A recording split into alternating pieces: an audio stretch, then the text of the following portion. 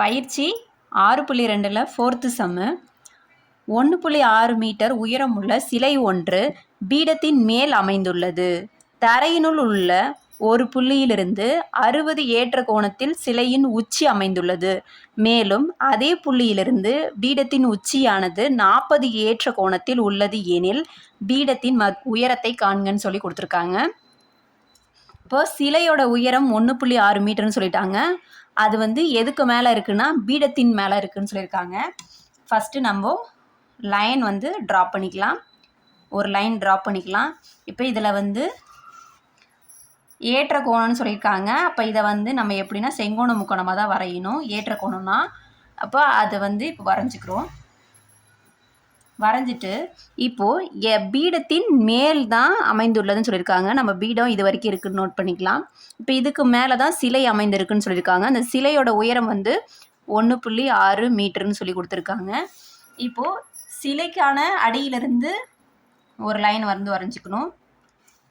இது ஃபுல்லாக ஒரு சிலையே. அந்த சிலையில் பாதி என்ன இருக்குதுன்னா பீடம் இருக்குது. இப்போ பீடத்தை நோட் பண்ணிக்கலாம். அதே புள்ளியிலேருந்து தான் பீடமும் இருக்குதுன்னு சொல்லியிருக்காங்க. இப்போது நம்ம ஒரு பீடத்தின் மேல் சிலை அமைந்துள்ளதுன்னு சொல்லிட்டு நோட் பண்ணிட்டோம். இப்போ இதுக்கு பேர் கொடுத்துக்கலாம் ABC. இது பீடம் ஏபிசின்னு எடுத்துக்கலாம். ஏபிடி சிலை. இது ஃபுல்லாக சிலைன்னு எடுத்துக்கலாம். இதுக்கு மேலே தான் சிலை அமைந்திருக்கு. அது இப்போது தரையிலிருந்து தரையினுள் ஒரு புள்ளியிலிருந்து 60 ஏற்ற கோணத்தில் சிலையின் உச்சி அமைந்துள்ளது. இப்போ தரையிலிருந்து எவ்வளோ கோணம்னு சொல்லியிருக்காங்க? 60 டிகிரின்னு சொல்லியிருக்காங்க. 60 டிகிரி கோணம். அப்போது அதை நோட் பண்ணிக்கலாம். அடுத்து மேலும் இதே புள்ளியிலேருந்தே பீடத்தின் உச்சியானது 40. பீடத்தின் உச்சி 40 ஏற்ற கோணத்தில் இருக்குதுன்னு சொல்லியிருக்காங்க. அப்போ இது எவ்வளோ இருக்குது? 40 டிகிரி கோணத்தில் இருக்குதுன்னு சொல்லிட்டாங்க. இப்போ பீடத்தின் உயரம், அப்போ இங்கே புள்ளியிலேருந்தும் இந்த புள்ளிக்கு இருந்தும் இந்த உயரத்தை தான் கண்டுபிடிச்சிருக்கு சொல்லியிருக்காங்க. இதை ஹச்சின்னு எடுத்துக்கலாம். இந்த உயரம் தான் இப்போ கேட்டிருக்காங்க.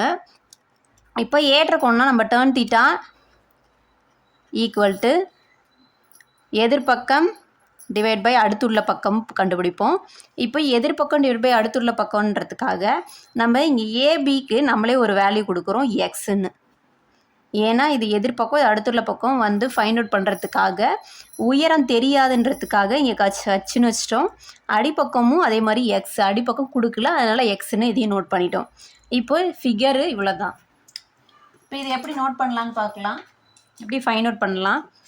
இங்கே டேர்ன் 40 டிகிரிக்கும் வேல்யூ கொடுத்துருக்காங்க. √3க்கான வேல்யூவும் கொடுத்துருக்காங்க. இப்போ தீர்வு கண்டுபிடிச்சிக்கலாம். படத்தை வச்சு தான் இப்போ கண்டுபிடிச்சி நம்ம எழுத போகிறோம். கொடுத்துருக்கிறத வச்சு படம் வரைஞ்சாச்சு. படத்தை வச்சு இப்போ கண்டுபிடிக்கலாம். நம்மளுக்கு சிலையோட உயரம் எவ்வளோ கொடுத்துருக்காங்க? கொஷின்லேயே கொடுத்துருக்காங்க சிலையின் உயரம். அதை எடுத்து எழுதிக்கலாம். சிலையின் உயரம் எது? ஏடி தான் சிலையோட உயரம். அது எவ்வளோ கொடுத்துருக்காங்க? 1.6 மீட்டர். இப்போது இதுலேருந்து இது வரைக்கும் நம்மளுக்கு உயரம் தான். இப்போ இதை நம்ம எப்படி எழுதலாம்னா AD equal to AC plus சிடின்னு எழுதலாம். AC plus CD. இப்போ ஏசிக்கு நம்ம என்ன கொடுத்துருக்கோம்? நேமு ஹச்சுன்னு கொடுத்துருக்கோம். ப்ளஸ் சிடிக்கு வேல்யூ என்ன இருக்குது? 1.6 மீட்டர்னு கொடுத்துருக்காங்க. இது இதை ஏடின்னு கொடுத்துட்றோம். ஏன்னா இது ஃபுல்லாகவே சேர்ந்ததுன்னு சொல்லியிருக்கோம். அதுக்காக இதிலேருந்து தான் இதை கண்டுபிடிக்கிறதுக்காக உயரத்தை பாதி தெரியும் பாதி தெரியாது. இதை வச்சு தான் நம்ம இதை உயரம் கண்டுபிடிக்க போகிறோம். அதுக்காக இப்படி எழுதியிருக்கோம். இப்போ அடுத்தது முக்கோணம். ஃபஸ்ட்டு சிலையோடைய வேல்யூ ஃபஸ்ட்டு ஃபைண்ட் அவுட் பண்ணிக்கலாம். அப்போ வலது பக்கம் முக்கோணம், வலது பக்க முக்கோணம் ஏன்னா அது ஏபிடின்னு எடுத்துக்க போகிறோம். ஏபிடி. ஏபிடி ஏற்ற கோணத்தில் உள்ளது எனில் ஏபிடியின் ஏற்ற கோணம் அதை வச்சு தான் நம்ம ஃபைண்ட் அவுட் பண்ணணும். அதுக்காக ஏபிடியின் ஏற்ற கோணம். இப்போ ஏற்ற கோணத்துக்கான ஃபார்முலா எழுதிக்கலாம். ஏற்ற கோணத்துக்கு ஃபார்முலானா டேர்ன் தீட்டா ஈக்குவல் டு எதிர்பக்கம் டிவைடு அடுத்துள்ள பக்கம். டிவைடு அடுத்துள்ள பக்கம்.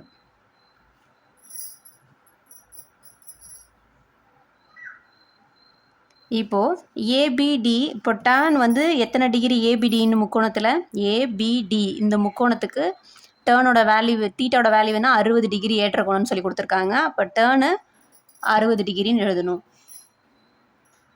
இப்போது நம்மளுக்கு ஏபிடியின் முக்கோணம் வந்து எடுத்துட்டோம். அப்போ அதிலிருந்து நம்மளுக்கு டேர்ன் தீட்டாவோட வேல்யூ 60 டிகிரின்னு எடுத்துட்டோம். இப்போ எதிர்பக்கம், இப்போ இந்த முக்கோணத்துக்கு எதிர்பக்கம் எதிரில் உள்ள பக்கம் தான் எதிர்பக்கம்.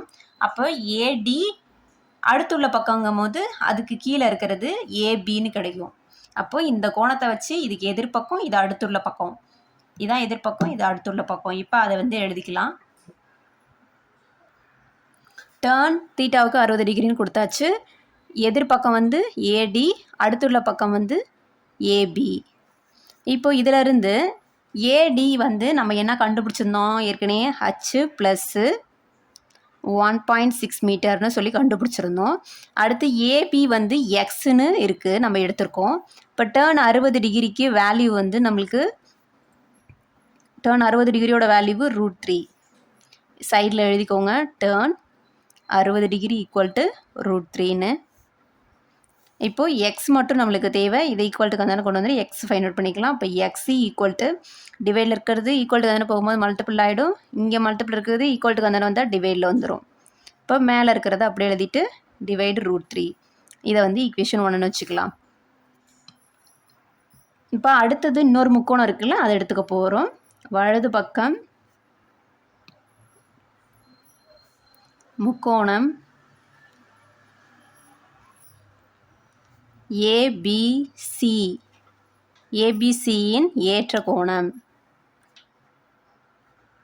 இப்போ வலது பக்கம் முக்கோணம் ஏபிசி எடுத்துட்டோம் அடுத்தது, ஏன்னா இங்கே உயரம் கண்டுபிடிக்கிறதுக்காக.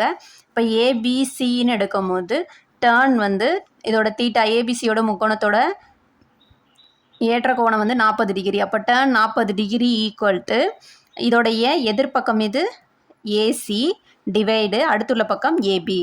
இப்போ இதை வச்சு ஹச் டிவைடு எக்ஸ்ன்னு சொல்லி ரூட் வேல்யூஸ் அப்ளை பண்ணி போடலாம். இப்போ ஏபிசின்னு ஏற்ற கோணம் எழுதிட்டோம். டேர்ன் எத்தனை தீட்டா வந்து தீட்டாவுடைய வேல்யூ வந்து இங்கே 40 டிகிரி. ஏன்னா ஏபிசி முக்கோணம் எடுக்கும் போது தீட்டா வந்து வேல்யூ மாறும். அப்போ டேர்ன் 40 டிகிரி ஈக்குவல் டு இப்போ இதுக்கு எதிர்பக்கம் வந்து ஏசி டிவைடு அடுத்துள்ள பக்கம் ஏபி. இப்போ ஏசிக்கு வந்து வேல்யூனா ஹச்சு, ஏபிக்கு எக்ஸு படத்தில் குறிச்சிருக்கோம். இப்போ டேர்ன் 40 டிகிரி வந்து கொஷின்லேயே கொடுத்துருக்காங்க. 0. அந்த நம்பரை யூஸ் பண்ண சொல்லியிருக்காங்க 0.8391. இப்போ 0.8391 இருக்குது. இப்போ நம்ம எக்ஸ் தான் தேவை. ஆனால் ஏற்கனவே ஈக்குவேஷன் 1ல் எக்ஸ் தான் ஃபைண்ட் அவுட் பண்ணியிருக்கோம். இப்போ இதிலேருந்து எக்ஸ் கண்டுபிடிச்சோன்னா அதில் போய் சப்ஸ்டிட் பண்ணால் நம்மளுக்கு உயரம் கிடைக்கும். அதுக்காக எக்ஸை வந்து ஈக்குவல்ட்டுக்கு வந்தானே கொண்டு வந்துட்டு இந்த நம்பர் வந்து டிவைடில் வந்துடும். இங்கே மல்டிபிள் இருக்குது, ஈக்குவல்ட்டுக்கு ரைட் சைடு வந்தால் டிவைடில் வந்துடும். இப்போது இது வந்து எக்ஸ். இந்த எக்ஸோட வேல்யூவை நம்ம சமன்பாடு 1ல் வந்து பிரதிடலாம். சமன்பாடு 1ல் X equal to H divide 0.8391 பிரதியிட எழுதிட்டு இப்போது இதில் வந்து ஈக்குவேஷன் 1 என்னவோ அதை எடுத்து எழுதிக்கலாம். X equal to H plus 1.6 divide √3. இப்போ எக்ஸோட வேல்யூ இங்கே என்ன நம்மளுக்கு கண்டுபிடிச்சிருக்கோம், ஹச் டிவைடு 0.8391 ஈக்குவல்ட்டுக்கு ரைட் சைடில் இருக்கிறது அப்படியே எழுதிக்கலாம். H plus 1.6 divide √3. இப்போ √3 கிராஸ் மல்டிபிள், இங்கே இருக்கிறதையும் இங்கே வந்து மல்டிபிள் போய்டும். டிவைடில் இருக்கிறது இங்கே இருக்கிறதும் டிவைடில் மல்டிபிள் போய்டும். இப்போ √3 into H equal to H plus 1.6 into 0.839. இது வந்து ரைட் சைடில் மல்டிபிளாக வந்துடுச்சு. இங்கே ரைட் சைடில் இருக்கிற டிவைடில் இருக்கிற √3 வந்து லெஃப்ட் சைடில் மல்டிபிளாக கன்வெர்ட் ஆகிடுச்சு. இப்போ இதை வந்து பெருக்கி எழுதிக்கலாம். √3 ஹச் ஈக்குவல் டு ஹச்சோட இதை பெருக்கும் போது 0.8391 ஹச் ப்ளஸ்ஸு இதை பெருக்கி எழுதிக்கலாம் 0.8391 இன்ட்டு 1.6. 6ஆல் பெருக்கும் போது 1 1 6 9 54 54க்கு 4 மீதிங்க 5 6 3 18, 18 5 ஆட் பண்ணால் 23, 8 8 வந்து 42, 8 8 48. இப்போ இங்கே ஆட் பண்ண 50, ரிமைனிங் 5, இது 0 தான். அப்போ இங்கே ஆட் பண்ணால் 5ன்னு கிடைக்கும். பெருக்கும் போது இந்த டேர்ம் அப்படியே வரும். 1 9 1ஆல் பெருக்கும் போது அது இதை வரும். 3 9 8 டிவைடு. இப்போ ஆட் பண்ணால் 6 5 12, ரிமைனிங் 1 4 13. அப்போது 4 டிஜிட் மூவ் பண்ணி 1 2 3 4, அப்போ 13.426 பெருக்கும் போது இதான் கிடைக்கும் நம்மளுக்கு. இப்போ நம்மளுக்கு ஹச்சோட வேல்யூ தான் தேவை. அதுக்காக நம்ம √3க்கு என்ன வேல்யூ யூஸ் பண்ண சொல்லியிருக்காங்க, 1.732 ஹச். இது ஈக்குவல் டு வந்து கொண்டு வந்தோம்னா -0.8391 ஹச் ஈக்குவல் டு 13.4256. இப்போ இதிலிருந்து இது ரெண்டுத்தையும் மைனஸ் பண்ணிக்கலாம். அப்போ என்ன கிடைக்கும் நம்மளுக்கு, 1.732 மைனஸ் பண்ணோம். 1 9 3 8.0. இங்கே வந்து 0 இருக்குது. 0 1ல் போகாதெல்லாம் மைனஸ் பண்ணோம். அப்போ இங்கே வந்து 10 ஆகும், இங்கே வந்து 1 ஆகிடும். இப்போ 10 - 1 9, இங்கே திருப்பி 1 ஆகும், இங்கே வந்து 2 ஆகிடும். அப்போ 11 - 9 2, இங்கே 12 ஆகிடும், இங்கே வந்து 6 ஆகிடும், இங்கே வந்து திருப்பி 16, இங்கே 0 ஆகிடும். 12ல் 3 போயிடுச்சுன்னா 9, 16ல் 8 போயிடுச்சுன்னா 8, 0.8929 நம்மளுக்கு கிடைக்கும். 0.8929 ஹச் ஈக்குவல் டு 13.4256. இப்போ ஹச் தான் நம்மளுக்கு தேவை, அதனால் ஹச்சை மட்டும் கண்டுபிடிக்கலாம்.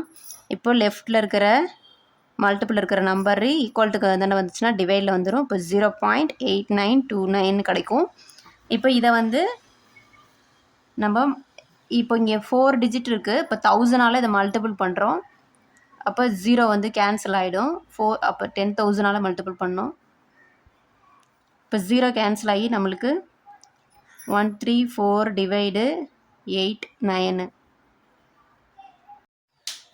இப்போ 89ஆல் இதை அடிக்கணும். 2 என்னன்னு பார்க்கணும், அதுக்காக பெருக்கிக்கலாம். 9 2 18, ரிமைனிங் 1, 8 2 16 17 178 போகுது. அப்போ இது வந்து நம்மளால் 2 89 அடிக்கணும். இப்போ ஓர் 89 அடிக்கணும். இப்போ 34ல் 134ல் 89 போச்சுன்னா மீதி எவ்வளோன்னு பார்க்கணும். இப்போ மைனஸ் பண்ணோம்னா நம்மளுக்கு இங்கே 14, 4ல் 9 போகாதால 14, இங்கே வந்து 2 ஆகிடும். இப்போ இங்கே 2லையும் இது போகாதால 12 ஆக்கிடலாம். 14ல் 9 போச்சுன்னா மீதி நம்மளுக்கு 5, இங்கே 12ல் 8 போயிடுச்சுன்னா 4 45ன்னு கிடைக்கும். அப்போ இங்கே ரிமைனிங் 45ன்னு இருக்கும். இப்போ திருப்பியும் இங்கே வந்து 89ஆல் 45 போகாததால் புள்ளி வச்சு 0 சேர்த்துக்கிறோம். இது கூட 0 சேர்த்துட்டா 450ன்னு வரும். இப்போது 89 இன்ட்டு 5ஆல் அடிக்கலாம். அப்போ 89 5 எத்தனைன்னு பார்க்கலாம். 9 5 45க்கு 5 மீதிங்க 4, 8 5 40 44 445ன்னு வருது. இங்கே 450 இருக்குது, இங்கே 445 இருக்குது. அடித்தோன்னா 5 9 5 89 445ன்னு கிடைக்கும். மீதி 5 இருக்குது. 5 போகாதால திருப்பி 0 சேர்த்து 2 0 சேர்த்துக்கிறோம். திருப்பி இதை வந்து 5 89 445ன்னு வரும். இப்படி இது வந்து ரிப்பீட்டட் ஆகிட்டே இருக்கும். அதனால் இதில் நம்ம ஸ்டாப் பண்ணிக்கிறோம். இப்போ நம்மளுக்கு ஹைட்டு எவ்வளோன்னு தெரியுதுன்னா 1.5 மீட்டர், 1.5 மீட்டர் ஹைட்டு தான் கேட்டிருந்தாங்க. இப்போ நம்ம ஹைட் கண்டுபிடிச்சிட்டோம். பீடத்தின் உயரம் என்னன்னு கேட்டிருந்தாங்க. அப்போ பீடத்தின் உயரம்னு சொல்லிட்டு நம்ம எழுதிடணும். தர்ஃபோர் பீடத்தின் உயரம் ஈக்குவல் டு 1.5 மீட்டர். அவ்வளோதான் 4th சம்மு.